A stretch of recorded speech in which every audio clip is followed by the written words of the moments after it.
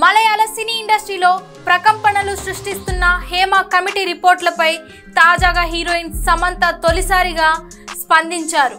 Hema committee పనితీరును సమంత ప్రశ్నించారు.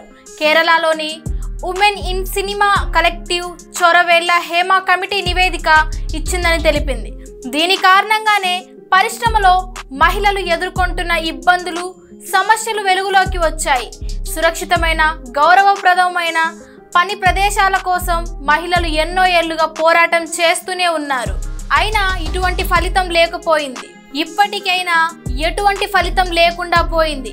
ఇప్పటికైనా ఆ విషయాలపై సరైన నిర్ణయం తీసుకుంటారని ఆశిస్తున్నాను అంటూ నటి సమంత కోరారు. హేమ కమిటీ నివేదికపై నటి సమంత తొలిసారిగా స్పందించారు.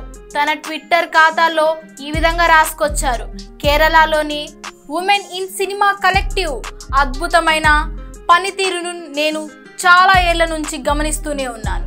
దీని పనితీరు వల్లే హేమ కమిటీ నివేదిక ఇచ్చింది.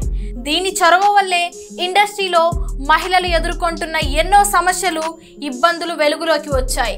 సురక్షితమైన, గౌరవప్రదమైన పని ప్రదేశాల కోసం మహిళలు ఎన్నో ఏళ్ల నుంచి పోరాటం చేస్తూనే ఉన్నారు. కానీ వారి ప్రయత్నాలు ఫలించలేదు.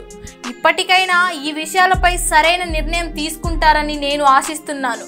WCCలో ఉన్న నా స్నేహితులకు, సోదరీమణులకు నా కృతజ్ఞతలు అంటూ సమంత తన ఇన్స్టా స్టోరీలో చెప్పుకొచ్చారు. గతంలో కొన్ని రోజులుగా మలయాళీ ఇండస్ట్రీలో హేమ కమిటీ నివేదికపై నటి సమంత తొలిసారిగా స్పందించారు. తన ట్విట్టర్ ఖాతాలో ఈ విధంగా రాసుకొచ్చారు.